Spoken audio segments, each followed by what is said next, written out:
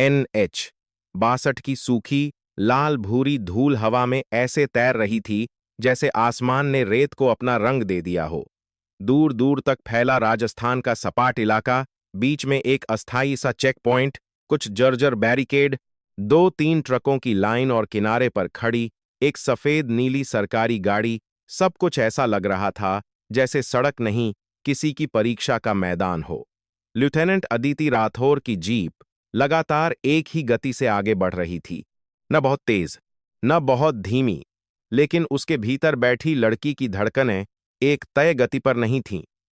Steering पर उंगलियों का दबाव, आंखों की सतर्कता और माथे पर पसीने की हल्की धार, यह सब उस आपात स्थिति की निशानी थी जिसे वह खुद शब्दों में नहीं बांधना चाहती थी। बस थोड़ा और, उसने मन ही मन कहा, फिर सामने लगे समय को पढ़ने लगी, हर मिनट जैसे किसी और की सांस बनकर उसकी गर्दन पर टिक रहा हो।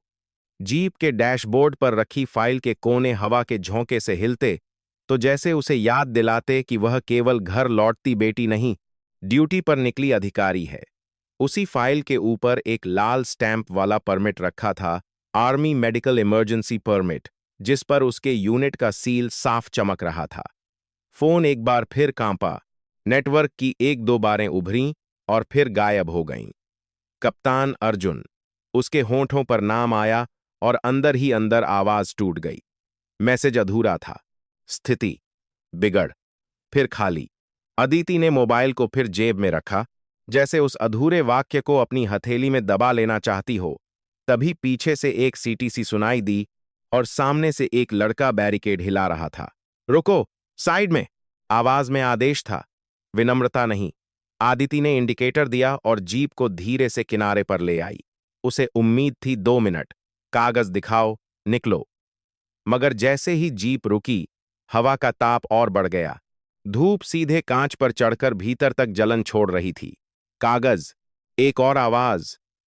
अदिति ने खिड़की आधी नीचे की। सामने खड़ा जवान सा कर्मचारी था, खाकी नहीं, ग्रे नीला सा यूनिफॉर्म जिस पर RTO एनफोर्समेंट का पैच लगा था। उसकी आंखों में वह आत्मविश्वास था जो नियम से नहीं, किसी के सहारे से आता है। मेडिकल इमरजेंसी है। आदिति ने पहले ही वाक्य में बात काट दी। मेरे पास परमिट है, परमिट बाद में, वह बोला। पहले गाड़ी के पेपर। आदिति ने सांस रोकी। ये आर्मी की सरकारी जीप है और मैं ड्यूटी पर हूं। तुरंत रास्ता क्लियर कीजिए। लड़के के चेहरे पर हल्की मुस्कान उभरी, वो मुस्कान जो किसी को छोटा साबित करने से पहले आती है। मैडम को बुलाता हूं, उसने कहा, और जैसे ही वह पीछे मुड़ा, आदिति ने दूर खड़ी सफेद नीली सरकारी गाड़ी की तरफ देखा। उसके बगल में 2 लोग खड़े थे और बीच में एक महिला, चश्मा, कसी हुई पोनीटेल, कंधों पर चमकता बैज, साविता चौहान। वह धीरे धीरे चली जैसे सड़क उसकी निजी जमीन हो। उसके जूते की एड़ी धूल में धंसती नहीं थी, वह धूल को भी आदेश देती हुई लग रही थी। क्या है? सविता ने करीब आते ही पूछा, आवाज में वही कठोरता जिसे लोग डिसिप्लिन कहकर ढक देते हैं। मैडम, ये आर्मी वाली जीप है, लड़के ने जल्दी से बताया। बहुत तेज भी थी और कह रही है इमरजेंसी है। आदिति ने अपना परिचय दिया, lieutenant Aditi Rathore, army medical emergency movement, please clear the way. Savita ने अदिति को ऊपर से नीचे तक देखा, जैसे वर्दी नहीं, कोई दिखावा देख रही हो। तेज कितनी थी? साविता ने लड़के से पूछा। मैडम, 110, 120, लड़का बिना झिझक बोल गया। आदिति की आंखों में चिंगारी सी चमकी। मैं 90 पर थी। ये झूठ बोल रहा है। साविता ने सिर थोड़ा टेढ़ा किया। तू मेरी टीम को झूठा बोल रही है? मैं सच बोल रही हूं। आदिति ने शब्दों को तौल कर रखा। और मेरे पास अनुमति है। किसी के इलाज में देरी, इलाज विलाज छोड़। साविता ने बीच में काटा। पहले नियम, हाईवे पर मेरे इलाके में गाड़ी चल रही है, मैं कानून हूं। यह वाक्य हवा में ऐसे लटका जैसे किसी ने रस्सी डाल दी हो। आदिति ने होंठों को कस लिया। उसने अपने अंदर उठते गुस्से को सेना के प्रशिक्षण की तरह लाइन में खड़ा किया। मैडम, कृपया परमिट देख लीजिए, उसने कहा और फाइल से परमिट निकालकर आगे बढ़ा दिया। साविता ने कागज लिया नहीं, उसने सिर्फ उंगलियों से छुआ, जैसे यह किसी संदिग्ध चीज का सबूत हो। फिर उसने कागज को पढ़े बिना ही ठंडी नजर से देखा। ये क्या तमाशा है? हर कोई कह देता है इमरजेंसी। ये तमाशा नहीं है। आदिति की आवाज पहली बार थोड़ी ऊंची हुई। ये सैन्य मेडिकल मूवमेंट है। अगर आपको पुष्टि चाहिए तो यूनिट से बात करिए। सविता की आंखें सिकुड़ी। मुझे सिखाएगी कि मैं क्या करूं। उसने परमिट को उलट पलट कर देखा, फिर बिना चेतावनी के उसे मोड़ने लगी। आदिति ने हाथ आगे किया। मैडम, वो डॉक्यूमेंट। चुप। सविता ने आवाज तेज की। तुम लोग वर्दी पहनकर समझते हो सब कुछ कर लोगे। हाईवे पर नियम तोड़ोगे और फिर बोलोगे जय हिंद। आसपास दो ट्रक ड्राइवर रुक गए। किसी ने मोबाइल निकाल लिया। हवा में एक नया शोर जुड़ने लगा। कैमरा ऑन होने का शोर, लोगों के फुसफुसाने का शोर। आदिति ने पहली बार महसूस किया कि अब यह सिर्फ चेक पॉइंट नहीं रहा, यह एक मंच बनता जा रहा है। मैडम, मेरे पास समय नहीं, आदिति ने धीरे कहा। किसी की जान खतरे में है। सविता ने हंसकर कहा, किसी की जान? यहां रोज किसी न किसी की जान खतरे में होती है। तुम अकेली नहीं हो। आदिति ने एक कदम आगे बढ़कर आंखों में आंखें डालीं। मैं अकेली नहीं हूं, मैं जिम्मेदारी पर हूं। सविता के चेहरे पर कुछ पल के लिए सन्नाटा आया, फिर उसने वही सन्नाटा हथियार बना लिया। परमिट दो, उसने कहा। आदिति ने राहत की सांस ली कि शायद अब रास्ता साफ होगा। सविता ने परमिट लिया, ऊपर बने सील को देखा और फिर इतने सामान्य तरीके से जैसे कोई रसीद फाड़ रही हो, उस कागज को बीच से फाड़ दिया। कागज के फटने की आवाज धूप में भी तेज लगती है। वह आवाज अदिति के कानों में नहीं, सीधे उसकी छाती में लगी। मैडम, अदिति के मुंह से निकल गया। क्या? सविता ने कागज के दो टुकड़े हवा में दिखाए। अब बताओ, कौन सा परमिट? तुम्हारी इमरजेंसी तुम्हारे साथ ही रहेगी। आसपास किसी ने धीमी सी अरे की आवाज निकाली। किसी ने कैमरा और करीब कर लिया। आदिति की उंगलियां कांपीं, लेकिन उसने हाथ नीचे कर लिया। उसने खुद को याद दिलाया ड्यूटी, संयम और परिस्थिति। मगर यह केवल कागज नहीं था, यह उस भरोसे का प्रतीक था जिसके सहारे वह निकली थी। आपने सरकारी दस्तावेज नष्ट किया है। अदिति ने शब्दों को गोली की तरह नहीं, रिपोर्ट की तरह चलाया। सविता ने ठहाका नहीं लगाया, लेकिन उसकी मुस्कान में वही तिरस्कार था। सरकारी, उसने कहा, सरकारी हम भी हैं और यहां फैसला मैं करती हूं। आदिति ने आसपास देखा। ट्रक वालों की आंखों में जिज्ञासा थी, कुछ के चेहरे पर डर और कुछ पर वह उम्मीद कि किसी बड़े तमाशे का हिस्सा बनेंगे। आदिति ने अपनी सांसों को काबू किया। मैडम, मैं बहस नहीं करना चाहती, उसने कहा।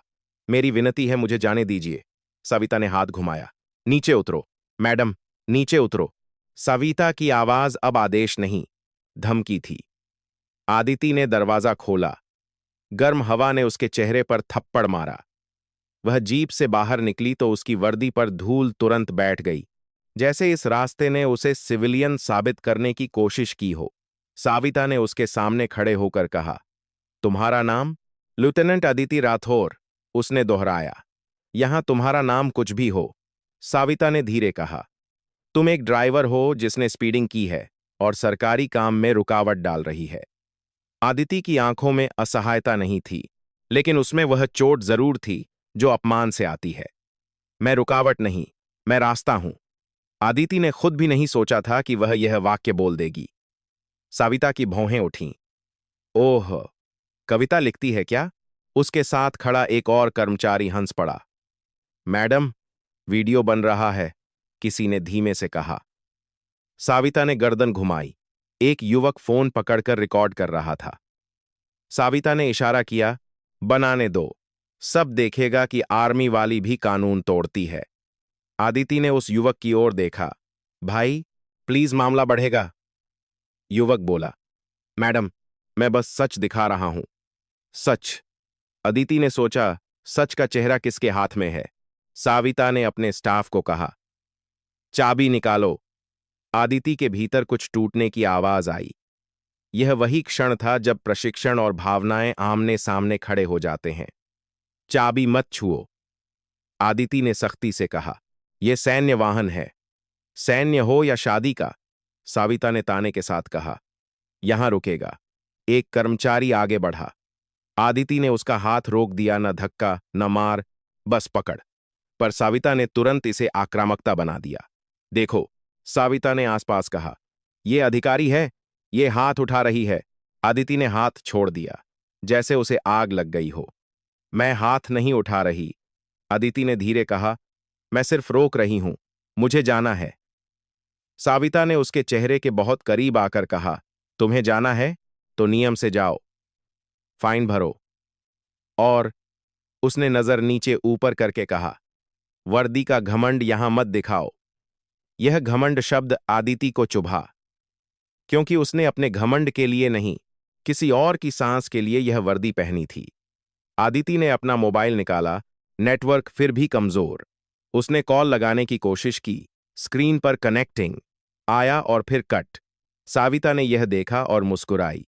कॉल करो, बुलाओ, किसे बुलाना है? यहां सिग्नल भी मेरे हिसाब से चलता है। यह कहकर साविता ने स्टाफ को इशारा किया। वाहन सीज। अदिति के कानों में सीज शब्द किसी सजा की तरह पड़ा। स्टाफ ने एक प्लास्टिक सील और नोटिस निकाला, जीप के दरवाजे पर लगाने लगा। अदिति ने खुद को रोककर कहा, मैडम, आप जो कर रही हैं वो बाद में। बाद में? साविता ने उसे काटा। तुम लोग हर चीज बाद में कर देते हो। जनता का काम बाद में, नियम बाद में, और अपना काम पहले। अदिति ने पल भर के लिए आंखें बंद कीं। उसे अपने यूनिट का कॉल साइन याद आया, अस्पताल के गलियारे, स्ट्रेचर की आवाज और कैप्टन अर्जुन मेहता का चेहरा जिसके लिए वह दौड़ रही थी। उसने आंखें खोलीं तो सामने सविता थी और उसके पीछे एक कैमरा और उसके पीछे एक भीड़ जो अब देखने के लिए रुक गई थी। आदिति ने धीमे स्वर में कहा, आपको अंदाजा नहीं है आप किस चीज को रोक रही हैं। साविता ने पलटकर कहा, और तुम्हें अंदाजा नहीं है तुम किसके इलाके में खड़ी हो। तभी पीछे से एक भारी आवाज आई, मैडम, पानी चाहिए? एक बुजुर्ग ट्रक ड्राइवर, चेहरे पर पसीना और आंखों में इंसानियत, इमरान खान। उसने अपनी बोतल आगे बढ़ाई। आदिति ने एक सेकंड के लिए बोतल देखी, फिर उसकी आंखों में धन्यवाद। साविता ने उसे घूरा। तुम बीच में मत पड़ो, इमरान, अपना ट्रक देखो। इमरान ने डरते हुए भी बोतल नहीं हटाई। अदिति ने बोतल ली, 2 घूंट पिए और वापस कर दी। उसकी आवाज में अब भी संयम था, लेकिन उसमें एक नई कठोरता उतर आई थी। मैडम, मैं आपके खिलाफ ऑन रिकॉर्ड शिकायत दर्ज करूंगी, उसने कहा। सविता ने हंसकर कहा, शिकायत? जाकर आओ, यहां से तो निकल नहीं रही। और फिर साविता ने सबसे खतरनाक काम किया। उसने आदिति की बात को व्यक्तिगत बना दिया। तुम्हारी तरह कई वर्दी वाले आते हैं, साविता ने कहा, और सोचते हैं लोग डर जाएंगे, पर मैं डरती नहीं। आदिति ने उत्तर नहीं दिया। वह जानती थी एक गलत वाक्य और यह पूरी घटना आर्मी बनाम प्रशासन बन जाएगी, और उसका मकसद कोई युद्ध नहीं था, सिर्फ समय के खिलाफ एक दौड़ थी। उसने अपने भीतर उबलते गुस्से को फिर से निगल लिया और अपने सामने खड़े अपमान को एक फाइल की तरह बंद कर दिया। मगर जो बंद नहीं हो रहा था वह था भीड़ का कैमरा और साविता का अहं जो हवा में फैलता जा रहा था। जीप पर सील लग चुका था। साविता ने हाथ झाड़े जैसे कोई काम निपटा दिया हो। अब तुम यहीं रुको, उसने कहा, और याद रखो यहां तुम्हारी वर्दी नहीं, मेरा आदेश चलेगा। आदिति ने आसमान की तरफ एक पल देखा। धूप का गोला जैसे उसके माथे पर बैठ गया हो।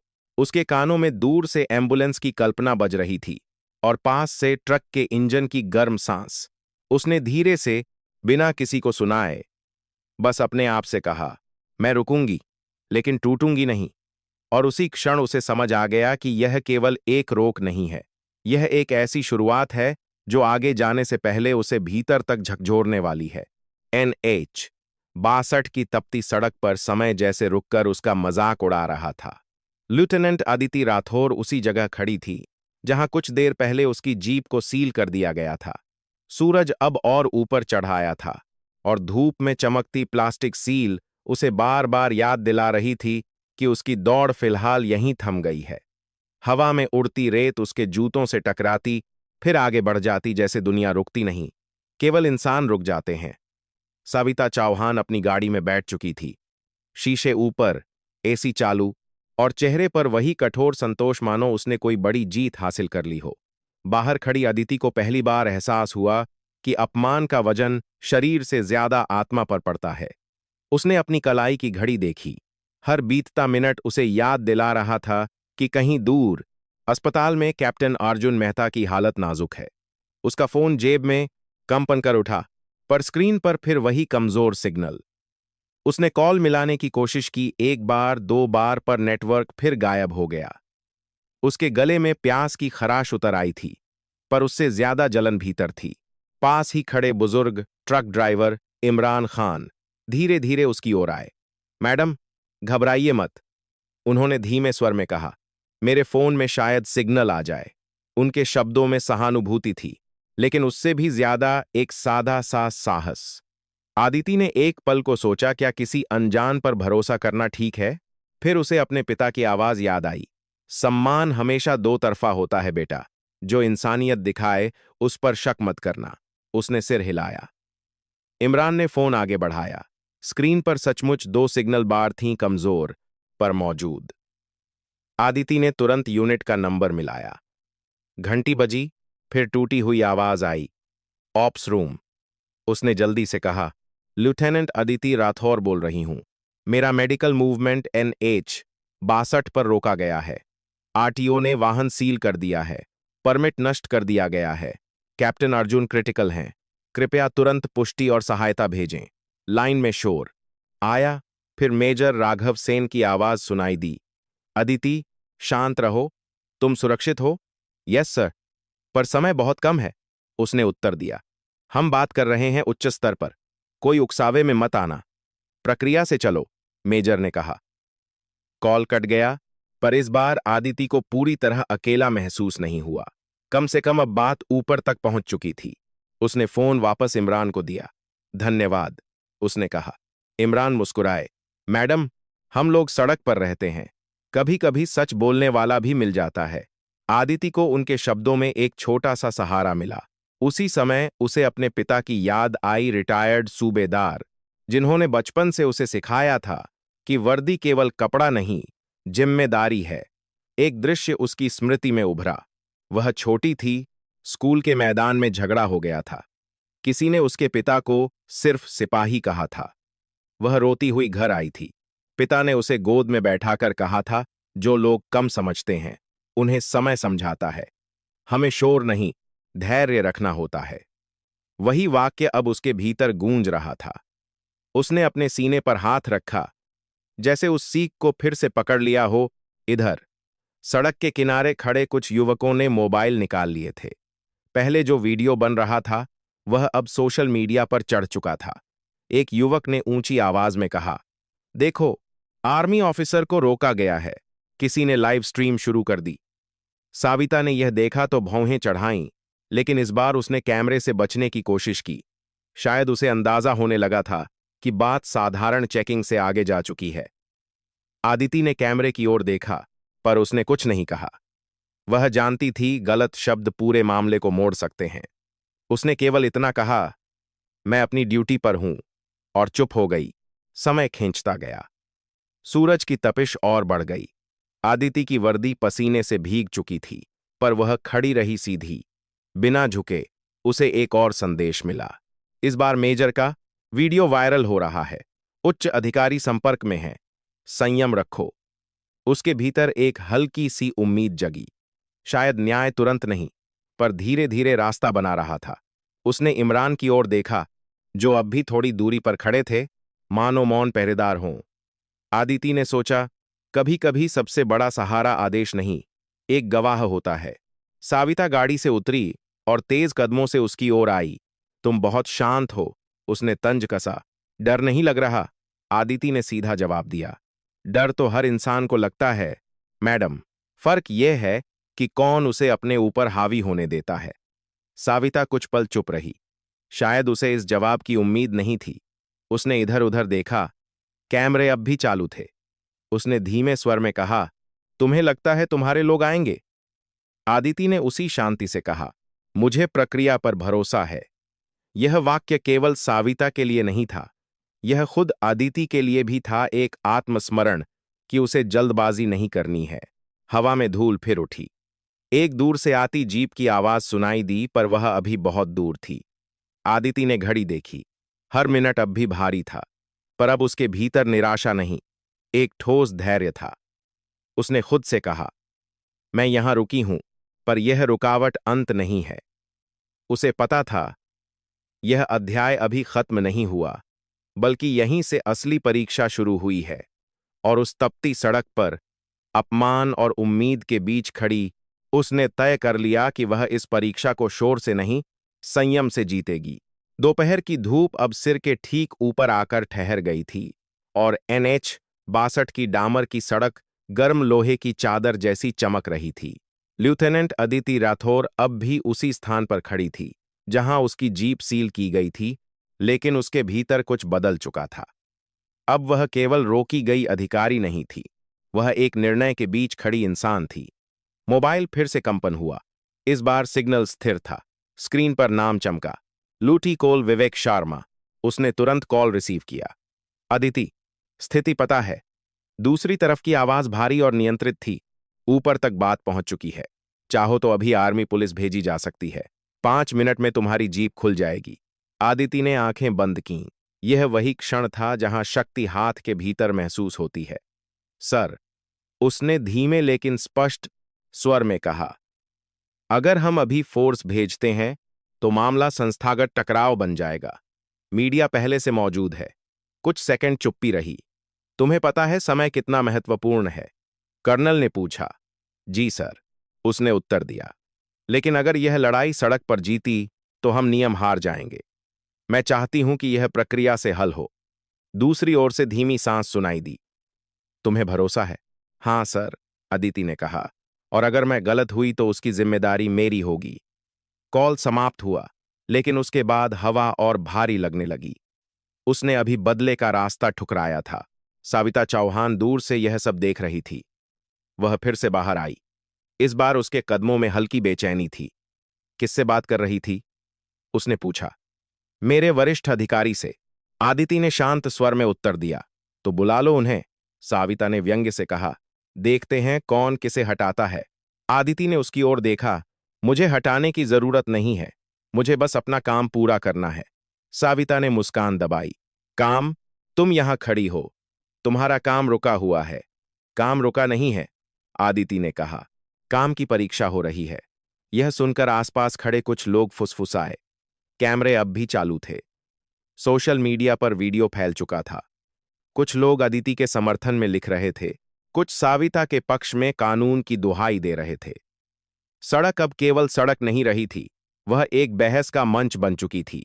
सविता ने अपने स्टाफ को बुलाया और कागजात निकालकर कहा, स्पीडिंग, सरकारी कार्य में बाधा और अनुचित व्यवहार 3 आरोप दर्ज करो। कर्मचारी ने कागज पर लिखना शुरू किया। अदिति ने देखा कि तथ्य तोड़े मरोड़े जा रहे हैं। उसके भीतर फिर से क्रोध की एक लहर उठी। वह चाहती तो कैमरे के सामने खड़ी होकर हर आरोप का जवाब दे सकती थी। वह चाहती तो उस झूठे बयान को तुरंत चुनौती दे सकती थी। पर उसने खुद को रोका।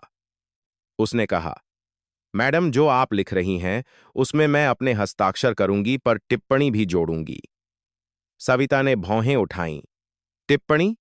तुम्हें लगता है इससे कुछ बदल जाएगा? शायद नहीं, अदिति ने कहा, पर रिकॉर्ड में सच रहेगा। यह वाक्य सीधा था, पर उसमें चुनौती छिपी थी। सविता कुछ पल उसे देखती रही, जैसे समझने की कोशिश कर रही हो कि सामने खड़ी लड़की डर क्यों नहीं रही। कर्मचारी ने कागज आगे बढ़ाया। अदिति ने ध्यान से पढ़ा। शब्दों में आरोप थे, लेकिन सच्चाई की जगह खाली थी। उसने नीचे लिखा, मैं आरोपों से असहमत हूं। मेडिकल इमरजेंसी मूवमेंट के दौरान वाहन रोका गया। परमिट अधिकारी द्वारा नष्ट किया गया। उसने हस्ताक्षर किए। यह एक छोटा सा कदम था, पर उसके लिए यह आत्मसम्मान का प्रमाण था। सविता ने कागज झटके से लिया। देखते हैं तुम्हारा यह सच कहां तक जाता है। आदिति ने उत्तर नहीं दिया। वह जानती थी कि सच को कभी कभी लंबा रास्ता तय करना पड़ता है। तभी दूर से सायरन की हल्की आवाज सुनाई दी। भीड़ ने सिर घुमाया। सविता के चेहरे पर पहली बार तनाव की लकीर दिखी। कोई भी आए, उसने कठोर स्वर में कहा, यहां नियम मेरे हैं। आदिति ने धीरे से कहा, नियम किसी एक के नहीं होते मैडम। सविता ने पलटकर देखा। तुम बहुत बोलती हो। मैं कम बोलती हूं, आदिति ने शांत स्वर में कहा, पर जहां जरूरी हो वहां चुप भी नहीं रहती। यह संवाद हवा में तैर गया। आसपास खड़े लोग अब केवल दर्शक नहीं थे, वे गवाह बन चुके थे। अंदर से एक और संघर्ष चल रहा था। आदिति के मन में एक क्षण को विचार आया, क्या उसने गलती की? क्या उसे फोर्स बुला लेनी चाहिए थी? कैप्टन अर्जुन की हालत का ख्याल फिर सामने आया। अगर देर हुई तो, अगर कुछ अनहोनी हो गई तो, यह विचार उसके दिल पर हथौड़े की तरह गिरा। पर फिर उसने खुद से पूछा, अगर उसने जल्दबाजी में शक्ति का उपयोग किया तो क्या वह उसी गलती को दोहराएगी जो सामने खड़ी अधिकारी ने की? उसने अपने निर्णय को फिर से परखा।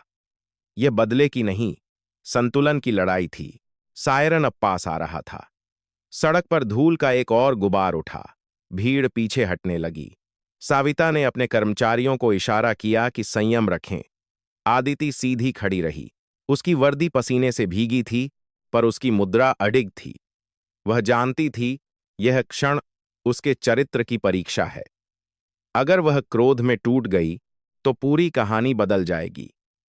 अगर वह स्थिर रही तो शायद न्याय का रास्ता खुलेगा। उसने आसमान की ओर देखा। सूरज अब भी उतना ही कठोर था, पर उसे लगा जैसे हवा में एक हल्का बदलाव आया है।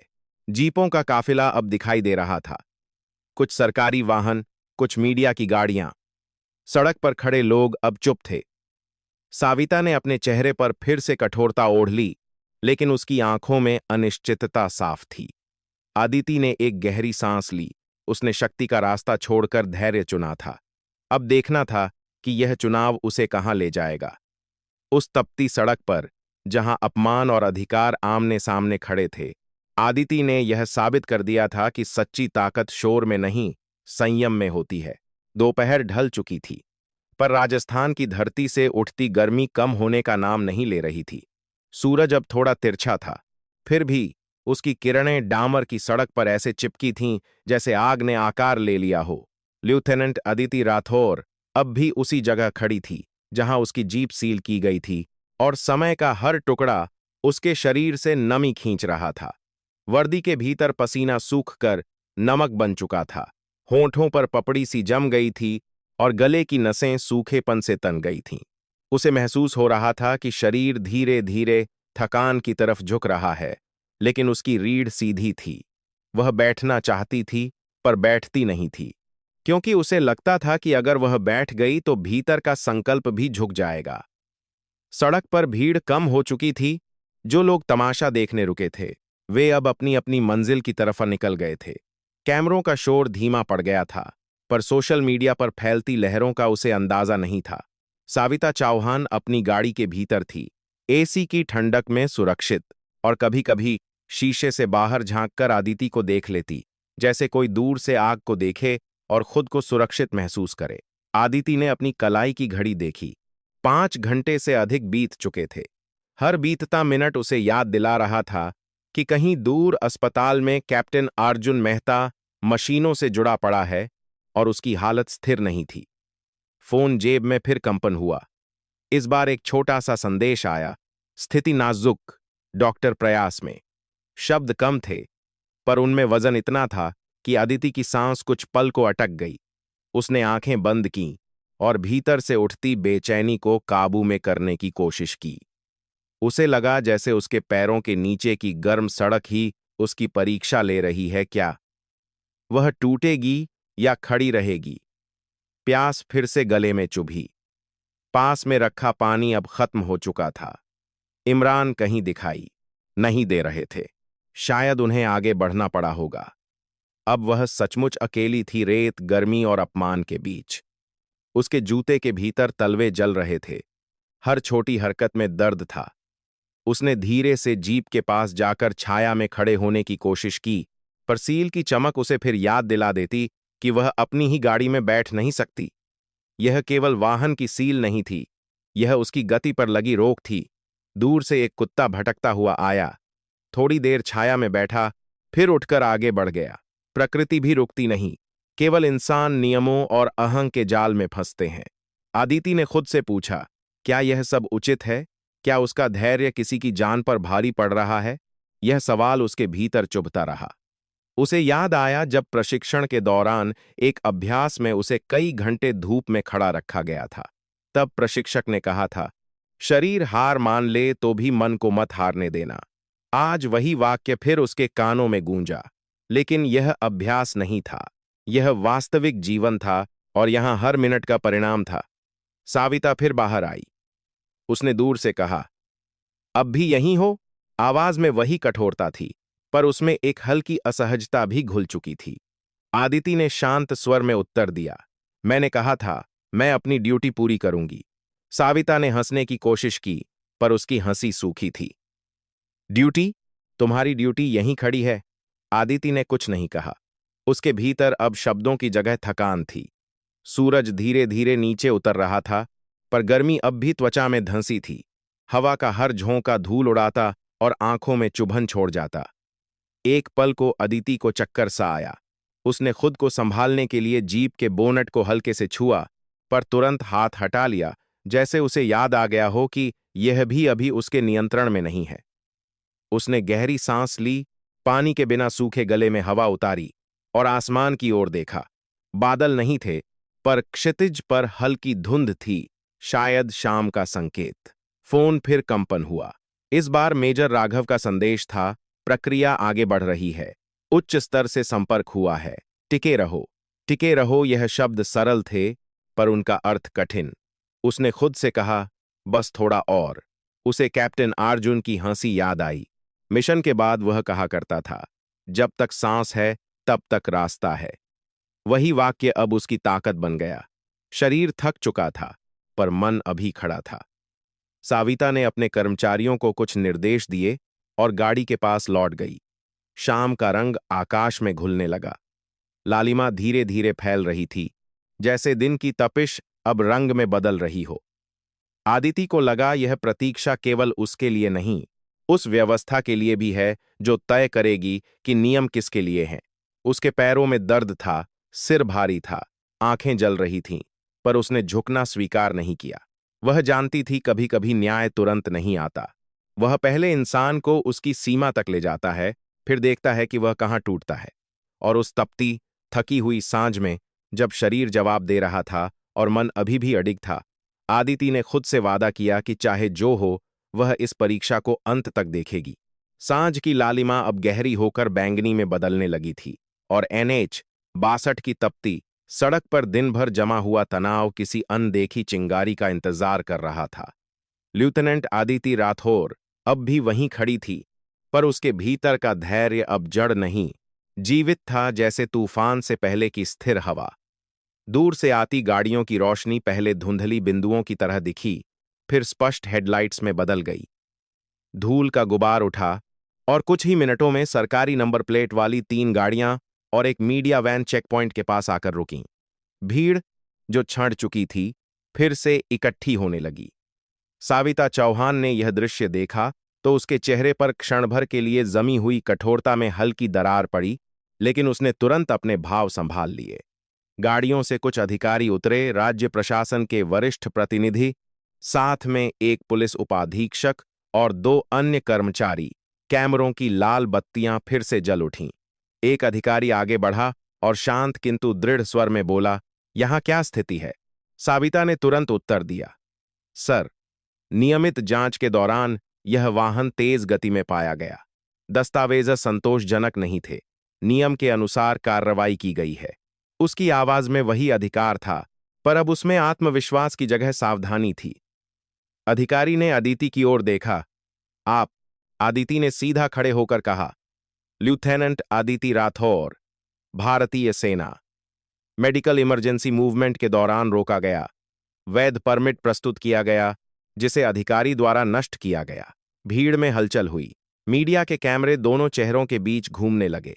अधिकारी ने भौहें सिकोड़ी। परमिट नष्ट? उसने दोहराया। साविता ने बीच में कहा, सर, दस्तावेज संदिग्ध थे, सत्यापन आवश्यक था।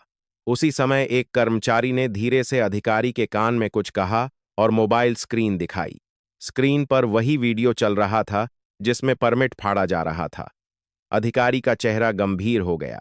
मैडम ऐसराता अंदो कुछांड चौहान, उसने कड़े स्वर में कहा, क्या आपने दस्तावेज को नष्ट किया? साविता ने उत्तर देने से पहले एक पल लिया। सर, वह वैध नहीं लग रहा था। क्या आपने सत्यापन की प्रक्रिया अपनाई? अधिकारी का स्वर और कठोर हुआ। साविता चुप रही। हवा भारी हो गई। आदिति ने कुछ नहीं कहा। वह केवल खड़ी रही, थकी हुई पर अडिग। तभी पुलिस उपाधीक्षक आगे आए और बोले, मैडम, आपके खिलाफ पूर्व में 2 शिकायतें दर्ज हैं, अनुचित वसूली और अधिकार का दुरुपयोग। क्या आप स्पष्ट करना चाहेंगी? साविता के चेहरे पर अब पहली बार वास्तविक असहजता स्पष्ट थी।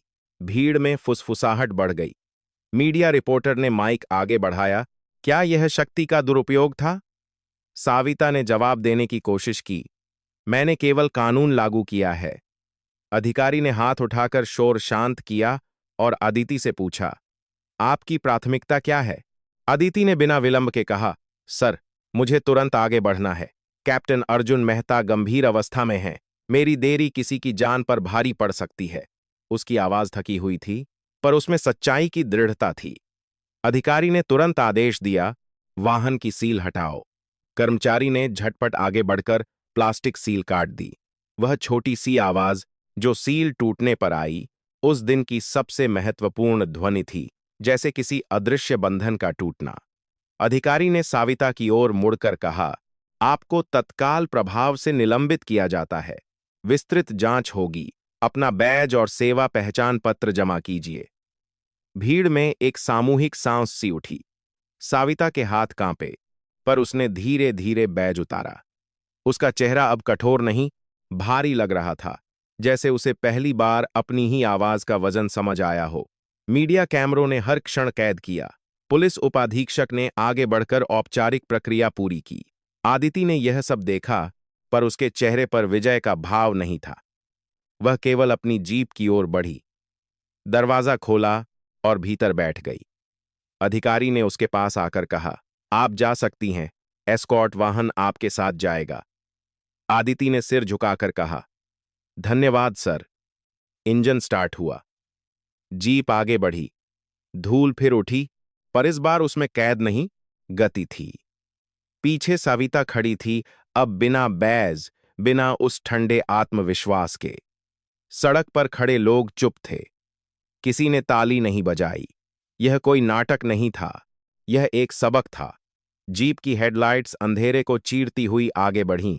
आदिति ने स्टीयरिंग कसकर पकड़ा। उसके भीतर थकान अब भी थी, पर उसके साथ एक गहरी शांति भी थी। न्याय शोर से नहीं आया था, वह प्रक्रिया से आया था।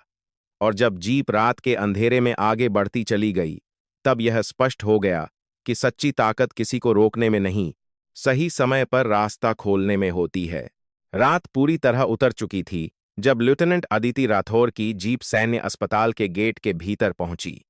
दिन भर की तपिश अब ठंडी हवा में बदल चुकी थी, पर उसके शरीर में जमी थकान अब भी जलन की तरह मौजूद थी।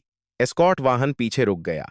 गार्ड ने सलामी दी और वह बिना समय गुंवाए भीतर की ओर बढ़ी। अस्पताल की रोशनी सफेद और तीखी थी, जैसे हर भावना को नंगा कर दे। कॉरिडोर में एंटीसेप्टिक की गंध थी, मशीनों की बीप थी और दीवारों पर लगे यूनिट के झंडे थे, जो याद दिलाते थे कि यहां हर सांस किसी कर्तव्य से जुड़ी है। रिसेप्शन पर मौजूद अधिकारी ने उसे पहचान लिया। मैम, कैप्टन अर्जुन आईसीयू में हैं, उसने कहा। आदिति ने सिर हिलाया और तेज कदमों से आगे बढ़ी। उसके जूतों की आवाज शांत गलियारे में गूंज रही थी, मानो हर कदम दिन भर की परीक्षा का प्रमाण हो। आईसीयू के बाहर रुकते ही उसने कांच के पार देखा। कैप्टन अर्जुन मेहता मशीनों से जुड़े थे। चेहरे पर ऑक्सीजन मास्क, हाथों में ट्यूबें और मॉनिटर पर चलती धड़कनों की लय। डॉक्टर बाहर आए। स्थिति अब स्थिर है, उन्होंने धीमे स्वर में कहा। देरी हुई, पर हमने नियंत्रण पा लिया है। यह सुनते ही आदिति की सांस पहली बार पूरी गहराई से निकली। उसे लगा जैसे दिन भर जो पत्थर उसके सीने पर रखा था, वह थोड़ा हल्का हुआ है। वह कुछ पल कांच के सामने खड़ी रही। उसे याद आया कि उसी दिन सुबह वह अपने घर में थी। पिता की आवाज, मां की चिंता और छुट्टी के 5 दिनों का वादा, सब कुछ अब जैसे किसी और जीवन की बात लग रहा था। उसने आईसीयू के बाहर दीवार से टिककर आंखें बंद कीं। थकान अब शरीर से निकलकर भावनाओं में उतर रही थी। लेकिन यह कहानी यहां समाप्त नहीं हुई थी। उसी समय मेजर राघव सेन अस्पताल पहुंचे। तुम ठीक हो? उन्होंने पूछा। आदिति ने हल्की मुस्कान के साथ कहा, जी सर, बस थोड़ा लंबा दिन था। मेजर ने कहा, तुम्हारे संयम ने बहुत बड़ा विवाद टाल दिया। अगर तुमने बल प्रयोग की अनुमति ली होती तो मामला मीडिया में अलग रूप ले लेता। आदिति ने उत्तर दिया, सर, मैंने केवल प्रक्रिया पर भरोसा किया। मेजर ने सिर हिलाया, और वही सही था। दूसरी ओर, उसी रात साविता चौहान अपने घर में बैठी थी। उसका बैज अब मेज पर रखा था। टीवी पर वही वीडियो बार बार चल रहा था। रिपोर्टर कह रहे थे, अधिकार का दुरुपयोग, प्रशासनिक जांच, सार्वजनिक मजांदागरामाने की पढ़ा था। बातागर में सामने प्रतिक्रिया। साविता के चेहरे पर कठोरता नहीं थी, वहां एक भारी सन्नाटा था। फोन लगातार बज रहा था। पत्रकार, वरिष्ठ अधिकारी, परिचित। उसने फोन बंद कर दिया। कमरे में सन्नाटा छा गया। उसे याद आया कि 5 साल पहले उसका भाई सेना में भर्ती हुआ था। तब उसने गर्व महसूस किया था, पर बाद में उनके बीच दूरियां बढ़ती गईं। उसे कभी लगा ही नहीं कि किसी दिन उसके निर्णय का प्रभाव उसी दुनिया पर पड़ेगा जिससे उसका भाई जुड़ा है। अगले दिन सुबह राज्य प्रशासन ने औपचारिक प्रेस बयान जारी किया। निष्पक्ष जांच, कर्तव्य की मर्यादा, संवैधानिक संतुलन शब्द व्यवस्थित थे, पर संदेश स्पष्ट था, कोई भी कानून से ऊपर नहीं है। सोशल मीडिया पर बहस जारी थी। कुछ लोग सविता की सख्ती को सही ठहरा रहे थे, कुछ आदिति के धैर्य की प्रशंसा कर रहे थे। पर एक बात सबके बीच समान थी। वीडियो ने लोगों को सोचने पर मजबूर किया था कि शक्ति का उपयोग कैसे और कब होना चाहिए। अस्पताल में आईसीयू के बाहर आदिति को एक छोटा सा कागज मिला। यह इमरान खान का संदेश था। मैडम, आप ठीक हों, यही दुआ है। हमने वीडियो भेजा था, सच सामने आना चाहिए था। आदिति ने कागज को सावधानी से मोड़ा और जेब में रख लिया। उसे लगा कभी कभी न्याय केवल उच्च पदों से नहीं, साधारण लोगों की हिम्मत से भी आता है। 2 दिन बाद कैप्टन अर्जुन को होश आया। वह कमजोर थे, पर मुस्कुरा सके। तुम देर से आई, उन्होंने मजाक में कहा। अदिति ने उत्तर दिया, रास्ते में थोड़ी परीक्षा थी। अर्जुन ने धीरे से कहा, तुम पास हो गई। यह वाक्य छोटा था, पर उसमें गर्व था। दूसरी ओर साविता प्रशासनिक सुनवाई के सामने थी। दस्तावेज, वीडियो, गवाह सब प्रस्तुत थे। उससे पूछा गया, क्या आपने स्थिति का संतुलन खो दिया था? उसने कुछ पल चुप रहकर कहा, हां, शायद। यह स्वीकारोक्ति आसान नहीं थी। वह जानती थी कि परिणाम केवल निलंबन नहीं, उसके करियर पर स्थायी छाया हो सकता है। पर पहली बार उसने महसूस किया कि शक्ति का उपयोग केवल अधिकार नहीं, जिम्मेदारी भी है। कुछ हफ्तों बाद अदिति अपनी यूनिट में लौट आई। घटना का शोर कम हो चुका था, पर उसकी स्मृति जीवित थी। उसने अपने सैनिकों को संबोधित करते हुए कहा, वर्दी सम्मान देती है, पर असली सम्मान हमारे व्यवहार से आता है। हमें दूसरों की गलती से सीखना चाहिए, उसे दोहराना नहीं। उसके शब्दों में अनुभव था, गुस्सा नहीं। उसी शाम वह अस्पताल के बाहर खड़ी थी, सूर्यास्त को देखते हुए। हवा में अब वही गर्मी नहीं थी। उसे लगा उस दिन की परीक्षा ने उसे और मजबूत बना दिया है, पर साथ ही उसे यह भी सिखाया है कि कोई भी इंसान पूर्ण नहीं होता। वह खुद भी उस दिन टूट सकती थी, गलत निर्णय ले सकती थी, पर उसने धैर्य चुना, और यही धैर्य कहानी का सबसे बड़ा मोड़ था। साविता के मामले में अंतिम निर्णय आया सेवा से निलंबन और अनिवार्य प्रशिक्षण। यह सजा थी, पर साथ ही अवसर भी सीखने का। मीडिया का शोर धीरे धीरे कम हो गया। नई खबरें आ गईं, पर जो लोग उस वीडियो के गवाह थे, वे उस दृश्य को भूल नहीं पाए। तपती सड़क, फटी हुई अनुमति और एक अधिकारी का संयम। यह घटना केवल 2 व्यक्तियों की नहीं थी, यह उस संतुलन की थी जो हर व्यवस्था को बचाए रखता है। अगर आप इस कहानी से कुछ लेते हैं, तो शायद यह शक्ति का अर्थ नियंत्रण नहीं, उत्तरदायित्व है, और सम्मान मांगने से नहीं, निभाने से मिलता है। यदि आपको यह कथा प्रेरक लगी, तो इसे साझा कीजिए ताकि और लोग समझ सकें कि धैर्य और प्रक्रिया कितनी महत्वपूर्ण हैं। अपने विचार अवश्य लिखिए। क्या आपने कभी ऐसा क्षण देखा है जहां संयम ने स्थिति बदल दी हो? आपकी टिप्पणी इस संवाद को आगे बढ़ाएगी। और यदि आप ऐसी और सच्ची विचारोत्तेजक कहानियां पढ़ना चाहते हैं तो जुड़े रहिए, क्योंकि हर कहानी के पीछे एक सीख छिपी होती है जो हमें बेहतर इंसान बनने की ओर ले जाती है।